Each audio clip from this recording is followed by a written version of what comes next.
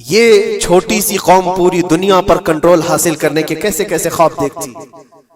اگر آپ جائیں، اسلام دشمنی تو ان کی پرانی ہے، لیکن یہ جو 50,000 لوگوں کا قتل ہے، یہ صرف اور صرف ان کے اپنے ایک چھوٹے مقصد کے لیے. ہو سکتا ہے بہت ساری باتیں ہوں، غزہ پٹی ایک ہی علاقہ بچا ہوا ہے فلسطین کا، باقی سب تو یہ قبضہ کر چکے 1947 کے بعد، 48 کے بعد. چھوٹا سا حصہ جو باقی غزہ پٹی جس کی 20 لاکھ کی آبادی ہے، اس علاقے پر اتنی زیادہ کیوں کرورتا ہے؟ کیوں؟ باقی سب جگہ پر اور بھی دیگر جگہ پر، یروشلم میں، ویسٹ بینک میں، کئی جگہوں پر مسلمان آباد ہیں. یہ غزہ کے لیے کیوں اس قدر سختیاں ہیں؟ دنیا کو بتانے کے لیے تو یہ ایک آتنکواد جماعت ہے حماس، جس کا مقابلہ کرنے کے لیے ہم یہ حملے کر رہے ہیں. لیکن آج تک یہ دنیا کو بتا نہیں سکے کتنے حماسیوں کو قتل کیا، کتنے حماس کے لوگ پکڑے گئے، کتنوں کو مارا گیا. چند ہوں گے، لیکن اس کے بدلے میں جو بھاری قیمت چکائی ہو غزہ کے نہتے لوگوں نے، 50,000 لوگوں کا قتل. یہ تو فی زمانہ ہم جو حالات دیکھ رہے ہیں پوری دنیا میں، آج جنگوں کے حالات جو پیش کیے جا رہے ہیں، لوگ تو اب یہ خبریں ایسے سن رہے ہیں، کسی کے ہاں بم گرنے کی، میزائل گرنے کی، تو ایسا لگ رہا ہے جیسے بچے پٹاخے پھوڑ رہے ہیں. لوگ یہاں خبریں لے کر کے مزے لے لیتے ہیں، پھر فارورڈ کر دیتے ہیں. موت اتنی آسان ہو گئی ہے کہ اللہ کے نبی صلی اللہ علیہ وسلم نے 1400 سال پہلے یہ ارشاد فرمایا تھا کہ ایک زمانہ آئے گا کہ حرج بڑھ جائے گا. تو صحابہ نے پوچھا تھا یہ حرج کیا ہے؟ تو حضور اکرم صلی اللہ علیہ وسلم نے ارشاد فرمایا تھا کہ قتل بہت زیادہ ہوگا. ایک دوسرے کا قتل اتنا زیادہ ہونے لگے گا کہ لوگ اس کی پرواہ بھی نہیں کرتے. آج مجھے آج بتاؤ، دنیا پوری بہت سارے ایشوز پر بیٹھکیں کر رہی ہے، گلوبل وارمنگ پہ ہے، دنیا میں انوائرمنٹ کی چینجنگ پر، موسم کا تاپمان بڑھ رہا ہے، اس پر میٹنگیں ہو رہی ہیں، بڑی بڑی تنظیمیں بیٹھتی ہیں. یہ ڈھکوسلا ہے یہ دنیا کا، یہ مغربی دنیا، ویسٹرن کنٹریز کا دکھاوا ہے. یہ اینیمل لاورز کو بھی باہر لے کر کے آتے ہیں، ان کو بہت زیادہ کوریج دیا جاتا ہے. یہ کتے سے پیار کرنے والا ہے، یہ مرغی سے پیار کرنے والا ہے. ظالموں، 40,000 نہیں 50,000 لوگوں کو فلسطین میں تم نے ناحق مار دیا، اس پر کوئی بیٹھک نہیں کرتے. موت اتنی آسان ہے انسانوں کی. جنگ جس سے ہے، مقابلہ جس سے ہے، تمہارا آپس میں برابر کی طاقت کا مقابلہ ہو تو سمجھ میں آئے کہ ایک دوسرے کی فوجوں سے مقابلہ ہے، ادھر کی فوج بھی مر رہی، ادھر کی فوج بھی مر رہی ہے. لیکن نہتے بچوں کا کیا قصور؟ بلکہ وہ گود میں آئے ہوئے ابھی جنہوں نے شعور کی آنکھیں بھی نہیں کھولی، دودھ پیتے بچوں کے جو قتل ہوئے ہیں. تاریخ میں آپ نے پڑھا ہوگا فرعون نے 12,000 بچوں کا قتل کیا تھا، صرف اس گمان سے کہ اس نے خواب دیکھا تھا بنی اسرائیل میں ایک بچہ پیدا ہوگا جو اس کی سلطنت کو ہلاک کر دے گا. خواب کی وجہ سے کاہنوں نے اس کو بتایا تھا، اس نے خواب یہ دیکھا تھا کہ آسمان سے ایک تارا ٹوٹ کر اس کی گود میں گرا اور آگ لگ گئی. تو نجومیوں نے اس کی تعبیر یہ بتائی تھی کہ بنی اسرائیل میں ایک بچہ پیدا ہوگا جو تیری سلطنت کو ہلاک کر دے گا. اس ڈر سے بنی اسرائیل میں جو بھی بچہ پیدا ہوتا اس کو قتل کرتا تھا. اس نے تقریباً 12,000 بچوں کو قتل کر دیا تھا، اس ڈر سے کہ وہ بچہ تو نہ پیدا ہو جائے جو میری سلطنت کو ہلاک کرنے والا ہے. اور وہ موسیٰ علیہ السلام تھے، پیدا بھی ہوئے اور فرعون کے گھر میں ہی پلے. اللہ کا نظام ہے.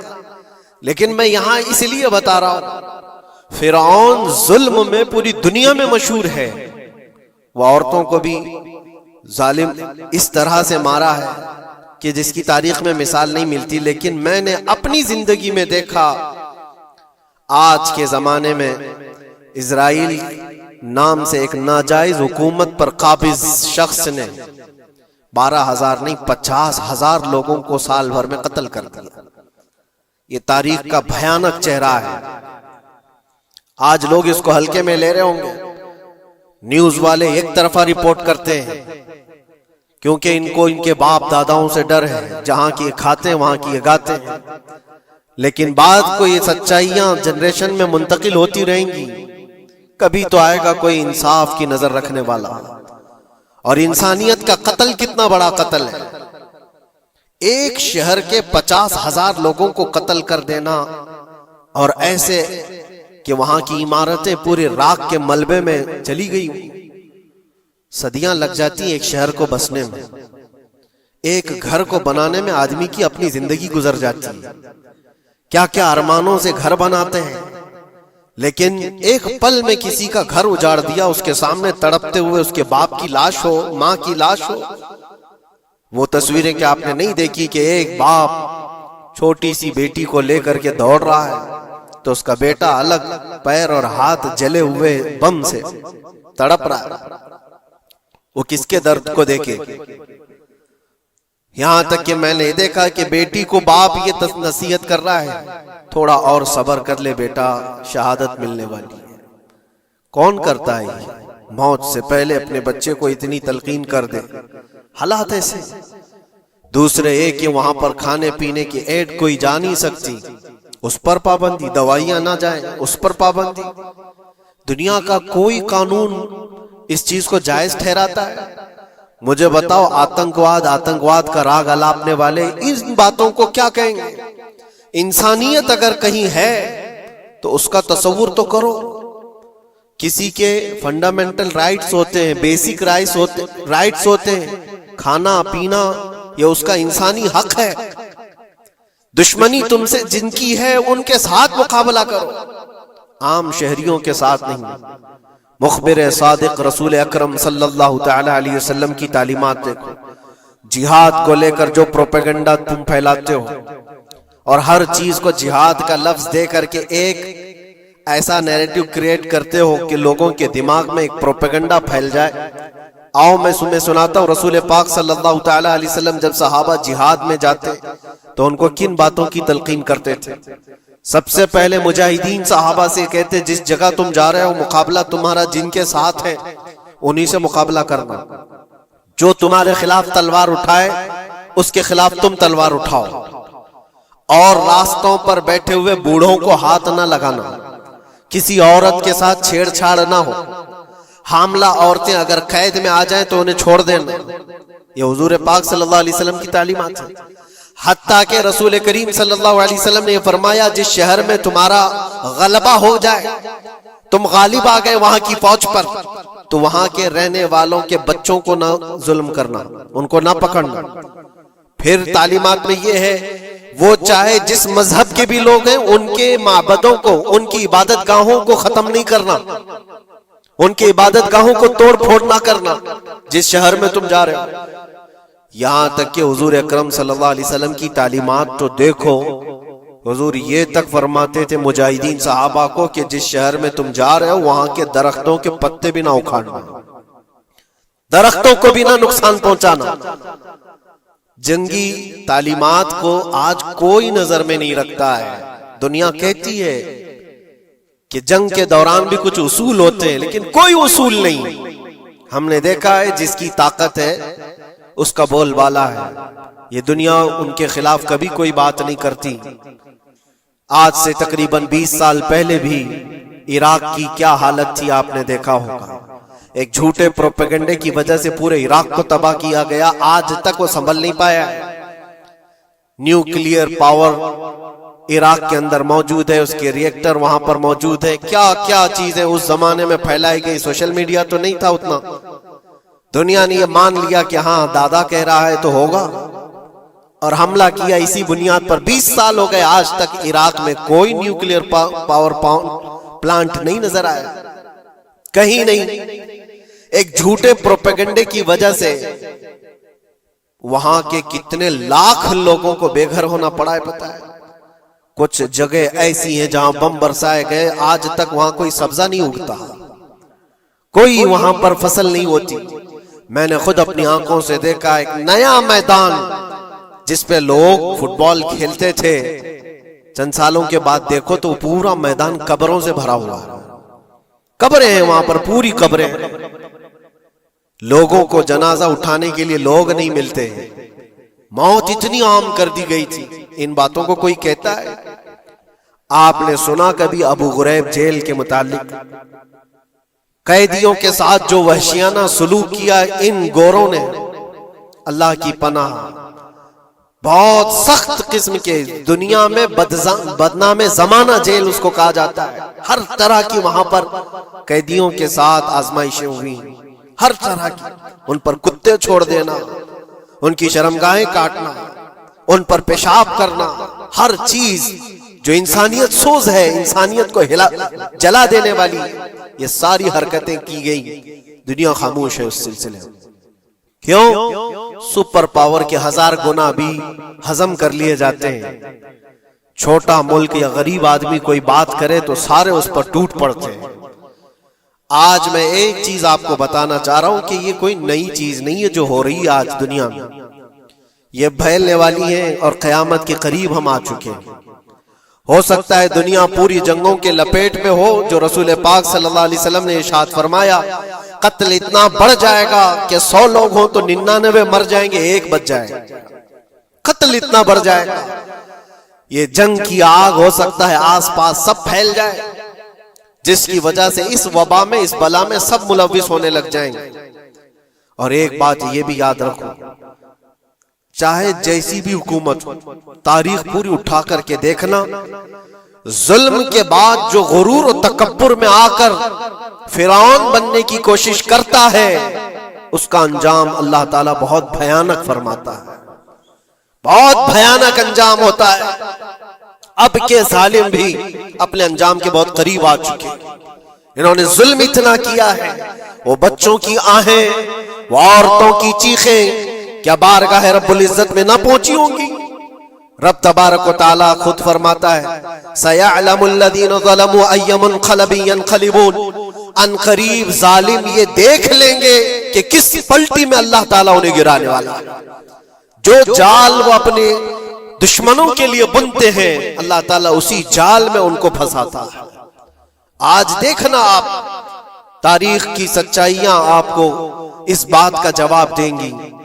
ظالم یہ سمجھتا ہے کہ میں خدا کے برابر ہو چکا، مجھے کوئی بھی ہلاک نہیں کر سکتا۔ اللہ تعالیٰ فرماتا ہے، اینما تکونوا یدرککم الموت ولو کنتم فی بروج مشیدہ، تم مضبوط قلعے میں کیوں نہ بیٹھے ہو، موت تمہارے پاس آ کر پکڑ لے گی۔ اور رب تبارک و تعالیٰ کے لیے کوئی چیز ناممکن ہے۔ لوگ آج ہوا بناتے ہیں کہ ایئر ڈیفنس سسٹم اتنا بڑا ہے، کوئی کچھ نہیں کر سکتا۔ ایک چھوٹے سے پدے سے ایک ناجائز کنٹری کو محفوظ دکھانے کے لیے دنیا پتہ نہیں کیا کیا باتیں وائرل کرتی ہے۔ اسرائیل کے پاس آئرن ڈوم ہے، ایئر ڈیفنس سسٹم اتنے بڑے ہیں، کوئی نہیں آ سکتا۔ وہ خدا ہے؟ کوئی خدا ہے؟ لیکن دنیا آج دیکھ رہی ہے، بہت ساری چیزوں کو دیکھ رہی ہے۔ مجھے یہاں پر کسی کے سلسلے میں نہیں کہنا ہے، لیکن ایک بات کہنا ہے کہ نشہ میں چور، گھمنڈ میں چور جو بندہ ہوتا ہے، اللہ تعالیٰ کبھی اس کو مچھر سے بھی ہلاک کرتا ہے۔ بہت بڑی طاقت کا اس سے مقابلہ ہونا ضروری نہیں، تمہارے پاس ہوگا بہت بڑا سسٹم، لیکن رب تبارک و تعالیٰ جب انتقام لے لے تو پھر تمہارے لیے بہت بڑی طاقتوں کی ضرورت نہیں۔ آپ کو میں تاریخ بتاؤں، عراق میں نمرود ایک زمانے میں اس طرح کی حرکت کیا تھا کہ اس نے بہت بڑی عمارت بنائی تھی، اور اس کے مطابق بات یہ تھی کہ وہ 1000 لوگوں سے تنہا لڑ سکتا تھا، اتنی اس کی طاقت تھی۔ شیر سے خود مقابلہ کرتا تھا، کبھی ڈرتا نہیں تھا۔ نمرود کی طاقت مشہور تھی اس زمانے میں، اور سارے لوگ اس کی طاقت کا لوہا مانتے تھے، حتیٰ کہ وہ کبھی اپنی زندگی میں بیمار نہیں ہوا تھا۔ آدمی جب بیمار نہیں ہوتا تو اس کا غرور بڑھ جاتا ہے، سوچتا ہے مجھے کچھ ہو نہیں سکتا۔ نمرود نے اس کے بعد یہ دیکھا ساری دنیا میرے قبضے میں ہے، طاقت و دولت کے ذخیرے سب اس کے پاس سے، لیکن ایک چیز نہیں تھی، موت پر کنٹرول۔ اس کو کیسے کیا جائے کنٹرول؟ یعنی مرنے سے بچ تو نہیں پائے گا، یہ کنٹرولنگ پاور بھی ہمارے پاس ہونا چاہیے۔ اس نے ایک بہت بڑی عمارت بنائی، کہا کہ خدا آسمانوں میں ہوتا ہے، ہم اتنی بڑی عمارت بنائیں گے کہ ان عمارتوں پر چڑھ کر خدا کو للکاریں گے، آجا میں مقابلہ کرتا ہوں، اور مقابلہ کر کے میں خدا کو گرا دوں گا کسی بھی طرح سے، اگر مجھ سے نہ ہو سکے تو پوری فوج کو تیار کروں گا، خدا سے لڑائی لڑ کر کے ایک بار وہ موت اور حیات کا پاور اپنے ہاتھ میں لے لیں گے، پھر ہم کو جب تک چاہے جینا ہے۔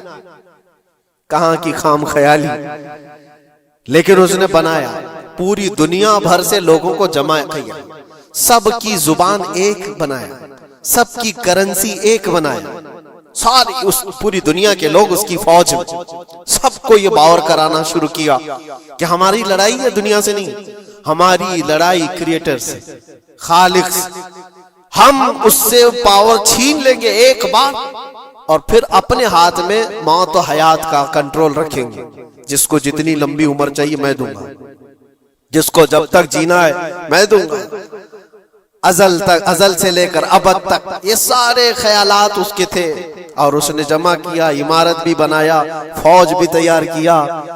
کیا رب تبارک و تعالیٰ یہ نہیں دیکھ رہا تھا؟ اس کی تیاری، اس کا جمع کرنا، اس کی عمارت بنانا، بہت دنوں تک یہ سب کام چلتا رہا۔ رب تبارک و تعالیٰ کسی سے غافل نہیں، دلوں میں گزرنے والے حالات سے بھی بے خبر نہیں، لیکن بندے کو رب تبارک و تعالیٰ ڈھیل دیتا ہے۔ قرآن میں رب تعالیٰ فرماتا ہے وَلَا يَحْسَبَنَّ الَّذِينَ كَفَرُوا أَنَّمَا نُمْلِي لَهُمْ خَيْرٌ لِأَنفُسِهِمْ إِنَّمَا نُمْلِي لَهُمْ لِيَزْدَادُوا إِثْمًا۔ کافر جو ان کو ڈھیل ملی ہے یہ نہ سمجھیں کہ ہم نے جو ان کو چھوڑ رکھا ہے ان کے لیے بہتر ہے، بلکہ اس لیے ہم چھوڑ رکھیں کہ وہ اور زیادہ کریں، اور زیادہ کریں، لِيَزْدَادُوا إِثْمًا وَلَهُمْ عَذَابٌ مُهِينٌ، پھر ہم ذلت والا عذاب انہیں دینے والے ہیں۔ یہ مت سمجھ لو کہ رب تبارک و تعالیٰ ان سب چیزوں سے بے خبر ہے۔ نمرود اتنا سب کرتا رہا، اللہ نے اس کو چھوڑ رکھا، بنا لے، لمبی عمارت بنا، فوج بھی بنا لی، ساری چیزیں بنا لیا، مقابلے کے لیے اس نے دن بھی طے کر لیا۔ اس کے بعد اس کو خدا سے لڑائی لڑنی تھی، کہاں خدا تک پہنچنے کی بات، لیکن بندہ جب غرور و تکبر میں آتا ہے تو وہاں تک بھی سوچتا ہے، اسے موت پر کنٹرول حاصل کرنا تھا، بس یہ ایک چیز تھی۔ پھر جب وہ دن آیا، کتابوں میں ملتا ہے اللہ تبارک و تعالیٰ نے فرشتے اس کی جو تعداد ہے اس کا کسی کو علم نہیں، بارش کے جتنے قطرات گرتے ہیں نا ایک ایک فرشتہ بوند لا کر رکھتا ہے۔ اب آپ اندازہ کر سکتے ہیں فرشتوں کی تعداد کتنی ہو سکتی؟ اس میں جو بڑے فرشتے ہیں وہ جبرائیل، میکائیل، اسرافیل اور اسرائیل علیہم السلام، جو سردار ملائکہ ہیں، فرشتے ہیں، ان کے اپنے اپنے کام ہیں، بہت پاورفل فرشتے ہیں۔ ان کی بات نہیں کر رہا، کسی ایک عام فرشتے کو رب تبارک و تعالیٰ نے بلایا اور فرمایا جاؤ زمین پر، ہمارے ایک بندے نے ہم سے لڑائی کا ارادہ کر لیا ہے، اس کی طاقت و قوت اور اس کی جمع شدہ ساری چیزوں کو دیکھ کر کے آؤ۔ وہ فرشتہ زمین پر آیا، جس جگہ پر اس نے یہ سب جمع کیا تھا، فرشتہ اتر کر صرف اپنے پیر ہلایا تھا، پوری عمارت بھسم ہو گئی، کچھ نہیں کیا تھا، اس کی بنائی ہوئی عمارت بھسم ہو گئی، جتنی فوج جمع کیا تھا سب کیڑے مکوڑوں کی طرح مر گئے، اور سب کی زبانیں مختلف ہو گئی، کوئی ایک دوسرے کو پہچان نہیں پا رہا۔ یہ منٹوں کی بھی بات نہیں تھی، سیکنڈوں کی بات تھی۔ فرشتہ واپس چلا گیا، نمرود کا زوال ہو گیا، ختم ہو گیا۔ یہ تاریخ کی ایک بات ہے، اور یہ روایت ہم اپنی کتابوں میں نہیں رکھتے، یہ روایت یہودیوں کی کتابوں سے ہی ہے۔ یہودی اس بات کو یقین کرتے ہیں، اور اسی وجہ سے اس بات پر وہ دوبارہ عمل کرنے کے لیے پھر کوشش میں ہے۔ نیو ورلڈ آرڈر جو کہا جاتا ہے، پوری دنیا کو اکٹھا کرنا، ایک کرنسی بنانا، ایک لینگویج پر لانا، اور سب کو ملا کر کے ایک طاقت حاصل کرنا، سپیس پر جانا، اور پھر وہی چیزیں دہرانی جا رہی ہے دنیا، وہی چیز ایک دوبارہ بار ٹرائی کرنا ہے، جس کے لیے آپ کو پتہ ہے یہ چھوٹی سی قوم پوری دنیا پر کنٹرول حاصل کرنے کے کیسے کیسے خواب دیکھتی۔ اگر آپ جائیں، اسلام دشمنی تو ان کی پرانی ہے، لیکن یہ جو 50,000 لوگوں کا قتل ہے، یہ صرف اور صرف ان کے اپنے ایک چھوٹے مقصد کے لیے، ہو سکتا ہے بہت ساری باتیں ہوں، غزہ پٹی ایک ہی علاقہ بچا ہوا ہے فلسطین کا، باقی سب تو یہ قبضہ کر چکے 1947 کے بعد، 48 کے بعد۔ چھوٹا سا حصہ جو باقی غزہ پٹی جس کی 20 لاکھ کی آبادی، اس علاقے پر اتنی زیادہ کیوں کرورتا ہے؟ کیوں؟ باقی سب جگہ پر اور بھی دیگر جگہ پر، یروشلم میں، ویسٹ بینک میں، کئی جگہوں پر مسلمان آباد ہیں، یہ غزہ کے لیے کیوں اس قدر سختیاں ہیں؟ دنیا کو بتانے کے لیے تو یہ ایک آتنکواد جماعت ہے حماس، جس کا مقابلہ کرنے کے لیے ہم یہ حملے کر رہے ہیں، لیکن آج تک یہ دنیا کو بتا نہیں سکے کتنے حماسیوں کو قتل کیا، کتنے حماس کے لوگ پکڑے گئے، کتنوں کو مارا گیا، چند ہوں گے، لیکن اس کے بدلے میں جو بھاری قیمت چکائی ہو غزہ کے نہتے لوگوں نے، 50,000 لوگوں کا قتل، یہ تو ریکارڈ پہ دکھ رہا ہے، باقی اللہ عالم، باقی کتنے ہیں جن کی تعداد مل نہ سکی ہو۔ بعض دانشوروں نے یہ بھی بتایا اس کو صرف اور صرف ایک کینل بنانا ہے جو دنیا کی ٹریڈنگ پر قبضہ حاصل کرنے کے لیے، جو سوئس کینال ہے ایجپٹ کا، جس سے میڈیٹرین سی سے لے کر کے گزرتے ہیں، 2 سمندروں کو جوڑنے کے لیے ایک کینل ہے مصر میں، ایجپٹ میں، جہاں سے ایجپٹ ہر گزرنے والے جہاز سے ٹیکس لیتا ہے، ہر گزرنے والے جہاز سے ایک بھاری قیمت لیتا ہے، جس سے ٹریڈنگ پر اثر بھی رہتا ہے، اور جب وہ چاہے بند کرے، 2 مرتبہ اس نے بند بھی کیا تھا تاریخ میں 1950 کے بعد۔ اور یہ خواب دیکھتا ہے اسرائیل کہ ہم اپنی ہی جگہ سے ایک کینل بنا لیں تقریباً 300 کلومیٹر، جس کے لیے اس کو غزہ حاصل کرنا بہت ضروری ہے۔ یہ بعض لوگوں کی اپنی تحقیق ہے۔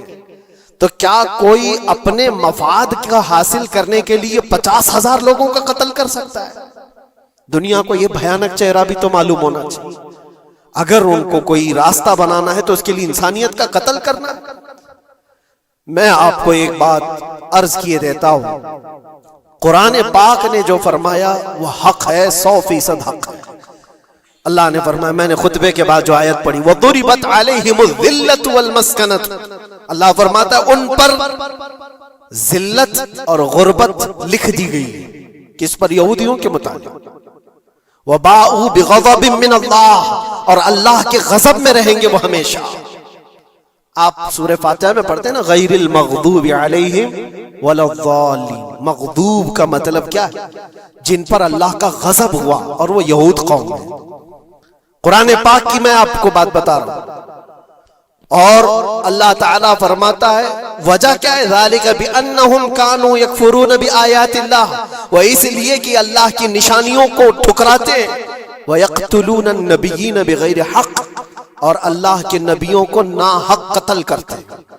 اب دنیا کو یہ افسوس ہو رہا ہوگا، جیسے میں نے ابھی بتایا 50,000 لوگوں کا قتل وہاں کر دیا، ایران میں گھس گیا، شام میں گھس گیا، لبنان میں گھس گیا، ہر جگہ مار مار مار اور لوگوں کا قتل۔ میرے عزیزو، یہ تو عام لوگوں کا قتل ہے، اور قرآن یہ کہتا ہے یہ وہ قوم ہے جو اللہ کے نبیوں کو قتل کرتی تھی، اور تاریخ میں ہے تقریباً 10,000 نبیوں کو انہوں نے قتل کیا ہے، 10,000 نبیوں کو انہوں نے قتل کیا ہے، صرف اپنی من مانی بات نہ پائے جانے کی وجہ سے۔ حضرت زکریا علیہ السلام کی بات معلوم ہے، یہ تو بیت المقدس کے متولی تھے، زکریا علیہ السلام بیت المقدس کے امام تھے، جن کا ذکر ہے قرآن پاک میں۔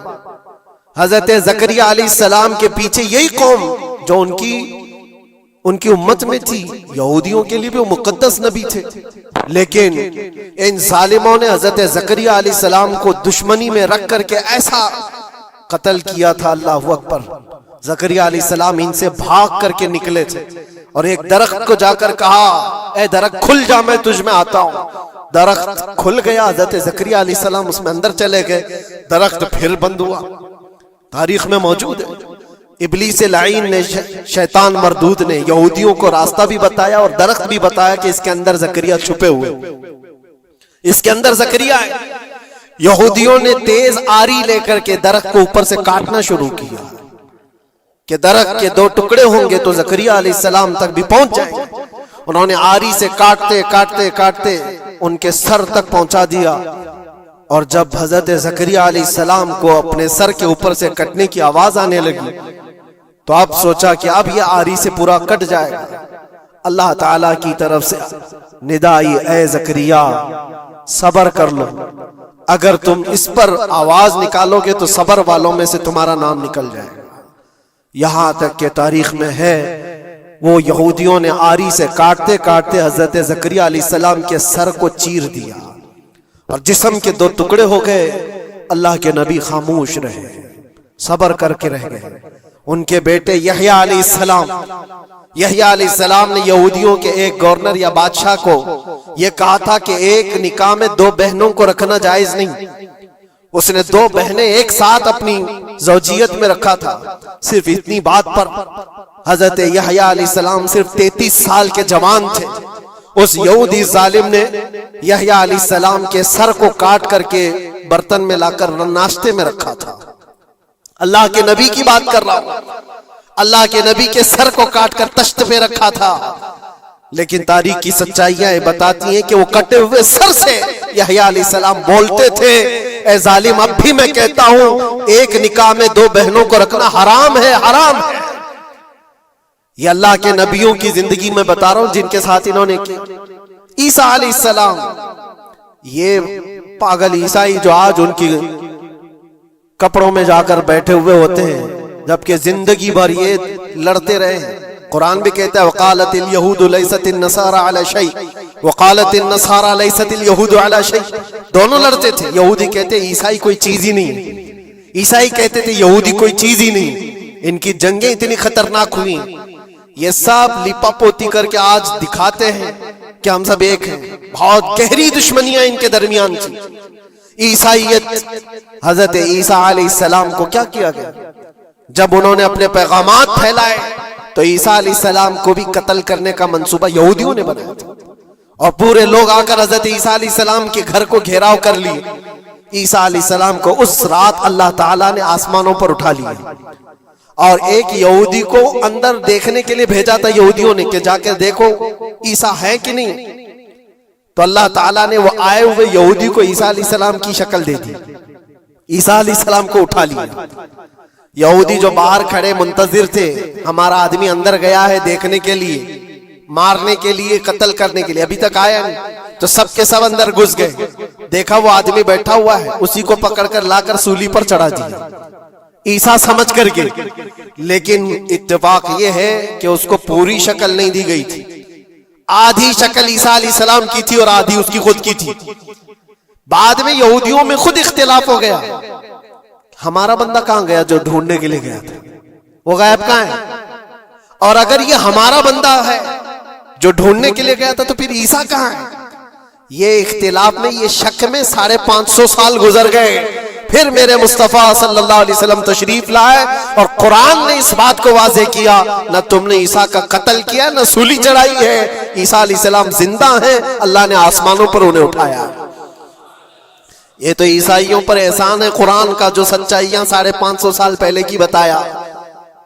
میرے عزیزوں، یہ تاریخ میں آپ کو بتا رہا ہوں، نبیوں کا قتل کرنے والی قوم، ان کے سامنے عام انسان کیا مانے رکھتے ہیں؟